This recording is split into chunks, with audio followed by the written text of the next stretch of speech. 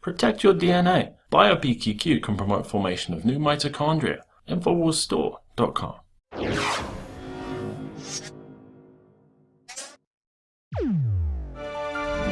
Well, if the mainstream media and big pharma have their way, we're all going to be convinced about how safe and effective vaccines are. We'll tear away our religious exemptions due to whatever outbreak is being propagated on the news.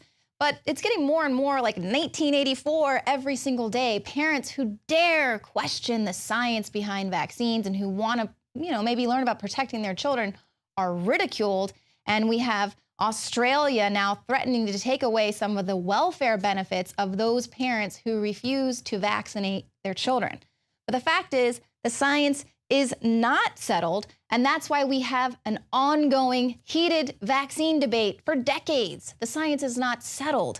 Now, my guest here today has fought for years to get the truth out about vaccines and just offer parents an alternative, and even an alternative education, and to what's being pumped out consistently through the mainstream media. So Dr. Wakefield, thank you for joining us. It's great to have you in studio, into our new spectacular studio.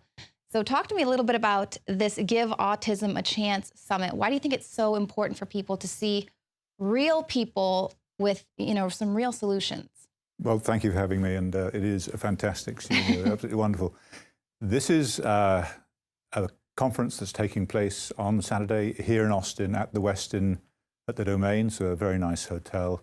Great lineup. It's about, we weren't going to do this again. We did it last year. It was a tremendous success. We said we're never going to do that again. It's far too much work, and here we are 1 year on doing it all over again, and it's going to be an equal success this year. So it's about getting information to the people about how autism is a medical disease, how we need to approach it from a medical perspective, how children can be recovered, the extent to which they can be recovered, therapists, nutritionists, physicians, nursing staff. Everybody's going to be there discussing in a very open exchange format the way forward for autism, how to get solutions for children and for families. One of the very exciting panel is going to be the sibling panel. So little attention is paid to siblings. They get kind of sidelined as all of the attention goes to the child with autism, necessarily because they're so sick and they demand such time and effort. But now we have the siblings speaking out and saying what it's like to be growing up in a family with a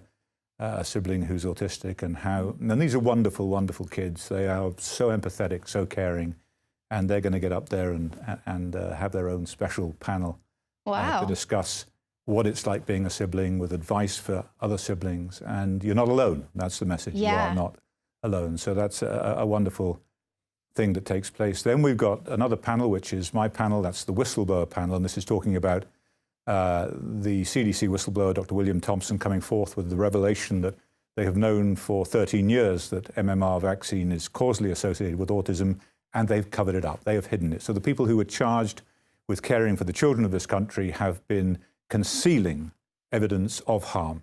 And that is the utmost hypocrisy that needs to be exposed. We've got ex-Congressman David Weldon, a physician himself, who was in Congress for many years and sat as a guest on the Oversight Committee panels on the vaccine issue, who tried to introduce the Weldon-Maloney bill to get vaccine safety science right out of the CDC, away from the people who are so conflicted. They have a $4 billion a year budget for purchasing vaccines. Their success is judged by vaccine uptake, and yet they're in charge of safety monitoring. It's a nonsense. Right. You don't have Boeing investigating plane crashes, and nor should you have the CDC investigating vaccine safety. So there are going to be some great people there, lots of information. What happens next? What happens about the revelations of the whistleblower? How do we get Congress to haul these people in front of them and demand answers? Is there a legal case against the individuals? Is there individual accountability so that a parent whose child was damaged when they had this knowledge,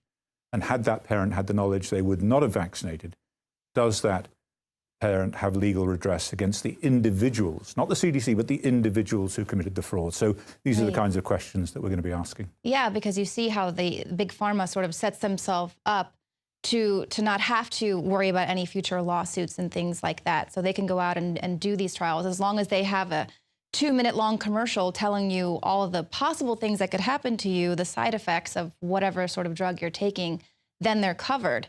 Now, why do you think there is such a veracity, like a voraciousness with which the media tries to shut down any alternative points of view that, you know, maybe vaccines do cause autism, or maybe there are some other alternative treatments for autism, and we need to look at this as a medical issue?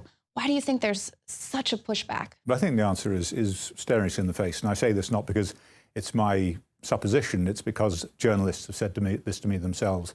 And it's because the pharmaceutical industry own the media.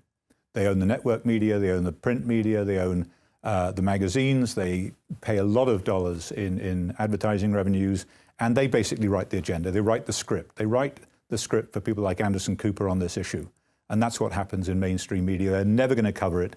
And HHS have said themselves under Sebelius, do not give equal coverage to the other side of the argument, okay? So you're not going to get the truth in the mainstream media. You'll get it on this show, and you'll get it in a number of alternative media outlets. You will not get it in mainstream media because they are owned. Right, exactly. And even on shows like The Kelly File on Fox Network, you know, she does a really good job a lot of the time.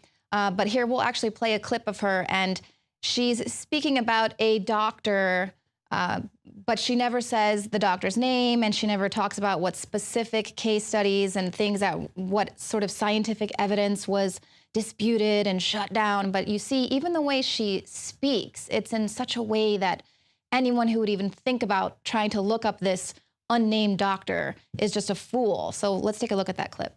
In defense of those who have not vaccinated their children, they were given bad information years ago by a UK study that came out in 1998. But now there's good information. But now there's good information. Do you oppose mandatory vaccinations for the children? No. And so that's just one example here. They're so afraid to even say your name because they know people are going to go online. They're going to do a little research for themselves. There are plenty of parents out there who aren't just willing to take that mainstream media narrative.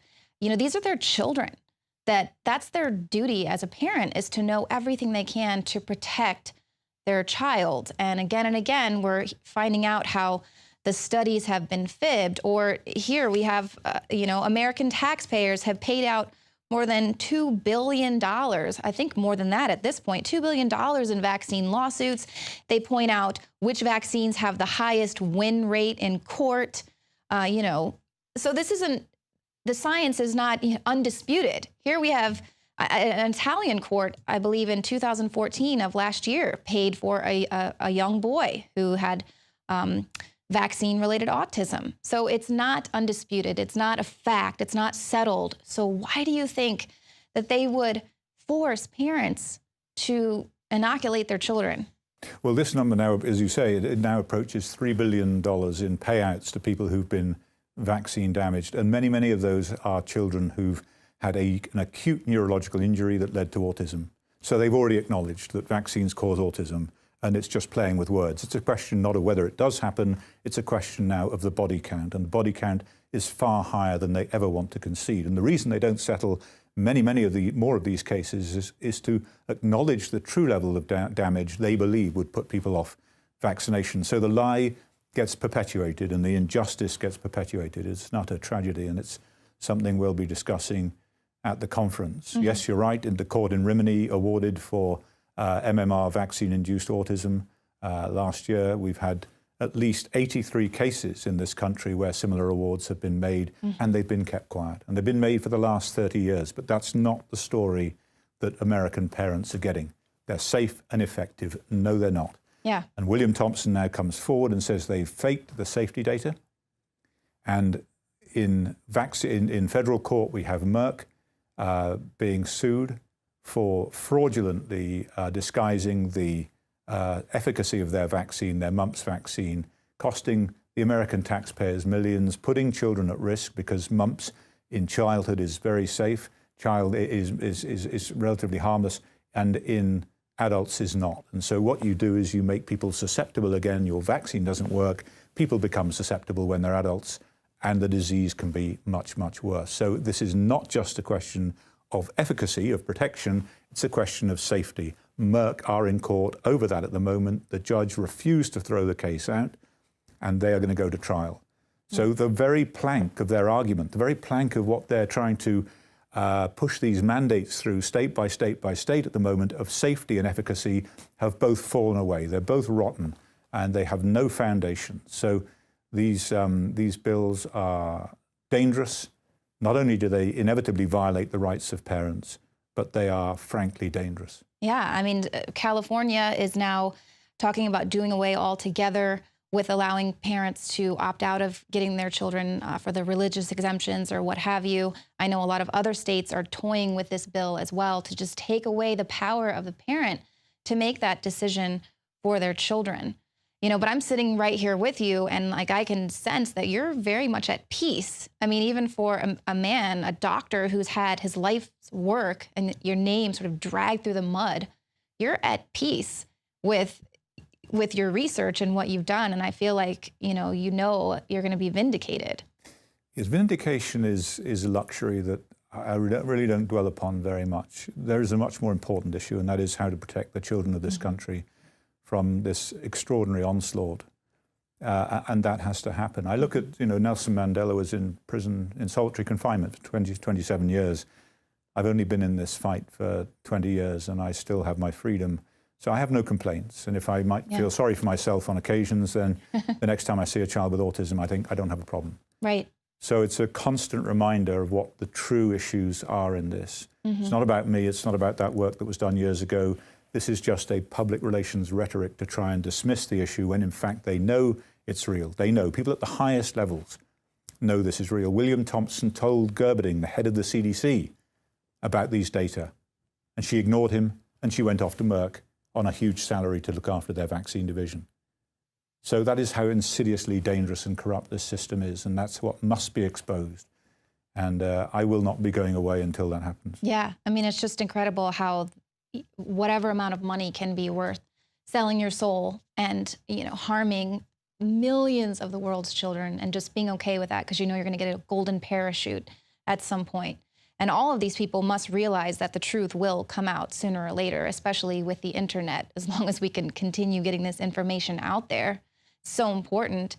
So are you aware of you mentioned that some of the things that we're going to be learning at this summit are some alternative therapies and things like that you mentioned. Well, therapies that are now becoming more and more mainstream, gastrointestinal investigation and intervention in children with autism. One of the most consistent findings in research now in autism is the link with the bowel disease, a bowel disease that was described by us at the Royal Free way back in 1998 and tragically subverted because it was synonymous with vaccine injury, therefore it couldn't be true. How many children suffered, how many children were in pain for many, many years who could have been treated. Now that's coming to the forefront, and so dietary interventions, nutritional interventions, supplementation, all of these things to heal the child and then allow other things like remedial therapies with applied behavioral analysis, behavioral interventions to have their full effect. Because if a child's in pain, they can't concentrate.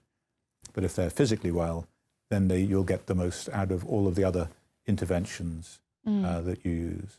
Isn't it amazing how it always goes back to the diet? I mean, that's the part of the Hippocratic Oath for doctors they have to take to know that it starts there with the diet, and yet now we're told really the only way you can find the healing is through these medicines, which are mostly all plant-derived anyway. So it's just kind of interesting that it all sort of circles back around, and I'm really glad that is something that's becoming more prevalent, and people do have an option. They do see that they're not alone. There are other people out there like them, and they don't have to be afraid. Is there anything you would want to say to parents out there who are maybe kind of feeling the pressure of their peers, or is there any resources for them? Yes, you're not alone. Come to the summit, listen to the experts, and you will realize that not only are your instincts right, you're on the right track, but there are many others with you whose children have gained great benefits from that sort of intervention. So it's a painful learning process. Yes, it's largely based in treating the gut, and as a gastroenterologist, I find that perfectly acceptable. And nutritional and dietary in origin. We are what we eat, and that was never more so, particularly in the face of things like GMO crops and pesticides. Yeah. So I think that parents should be reassured that this is actually becoming more and more mainstream. It's just that the mainstream has to be dragged kicking and screaming, not least of which it doesn't serve the pharmaceutical industry interests to have these so-called alternative but entirely natural treatments that are at hand. Right, which people have to understand how heavy the hand of big pharma is in every sector, and especially the media, but then of course your schools and then your doctors and the advice. I mean, we have a story about a lawsuit that's going on right now, a nursing student saying that her college instructors were telling the students 2 particular ways that they could intimidate their patients into getting vaccines. Oh, well, if you don't get your vaccine, you're going to lose your Medicaid, and then you'll be responsible for all of your doctor bills. If you're a new father, you're not going to be able to see your newborn if you're not up to date on vaccines. And of course, you know, the shots you could never be immunized by the time, if they give you the shot, okay, now go in and see your baby. In fact, you're probably going to bring measles or something in there with your newborn baby who hasn't built up its immunity yet. And of course, we've also got a story that it just came out now that, in fact, Monsanto, these companies, they knew the dangers of glyphosate 30 years ago, and they covered up the science and how glyphosate was bad for your gastrointestinal and how it's being torn up. And now people are having all these, you know, celiac disease and things like that, or autism-related diseases. So the fact that we can have a mainstream media really pushing that the science is here, I just feel like these people are all, they got the blood on their hands, you know? Yeah, this is an absolute disgrace. I mean, vaccination policy, public health policy depends upon the public confidence. You have to have the trust of the public. What kind of system is it that coerces you by threatening you, by lying to you in this case, by making up lies about what you will lose? Right. Or, in Australia now, doing exactly that, taking away $11,000 worth of child benefits per year if you don't get fully vaccinated. What kind of coercion? That's not based on public confidence in vaccination policy. That's a disaster. You have lost the public. If that's what you have to do, if you have to force people to get vaccinated, you are on a road to nowhere. Right, absolutely. Well, Dr. Wakefield, thank you so much for joining us. This is going to be the Give Autism a Chance Summit, happening Saturday, April 18th here in Austin, Texas at the Domain. It's going to be a really great event happening all day. I really think it's interesting that you're going to have the siblings out there. I think that is so important because so many parents do feel alone, and you never really even think about what the other kids might be going through or what they might be feeling. So, and one more important comment, and that is the hotel have given hugely discounted rates on rooms if they're booked in the next 2 days. So it's a fabulous hotel, very cheap rooms. So if you are going to come to the Westin on Saturday, book now. Very nice. Okay, so some deep hotel discounts. Very good to know. So we'll have the link up there. And that is the Give Autism a Chance Summit taking place this Saturday here in Austin. You can find out more at theautismtrust.org. Thank you all for tuning in to the show tonight. If you're watching us on YouTube, please become a subscriber. And you can also head over to prisonplanet.tv and share your username and password with up to 20 people at the same time. We'll see you guys here tomorrow at 7 p.m. Central. Used since before the days of the Roman Empire to support the body's natural systems and enhance overall health. Introducing the new InfowarsLife.com oil of oregano formulation, a highly advanced nutraceutical form of this key herb that has been traditionally used by civilizations for thousands of years to promote health. We have now procured the most high quality and potent forms of oregano oil on the market, sourced from top leading manufacturers to ensure a concentrated level of bioactive ingredients, extracted directly from the wild herb and sealed in easy-to-use capsules. You will no longer need to endure the burning of liquid oregano on the tongue. Wild crafted from the Mediterranean oregano species that experts agree is one of the most powerful and most challenging to acquire. This winter season, it's more important than ever to secure this true form of oil of oregano. Now available in our limited first run at InfowarsLife.com. That's InfowarsLife.com or call 888-253-3139. You are watching the Infowars Nightly News, which airs 7 p.m. Central at InfowarsNews.com. And your support is helping us defend liberty worldwide.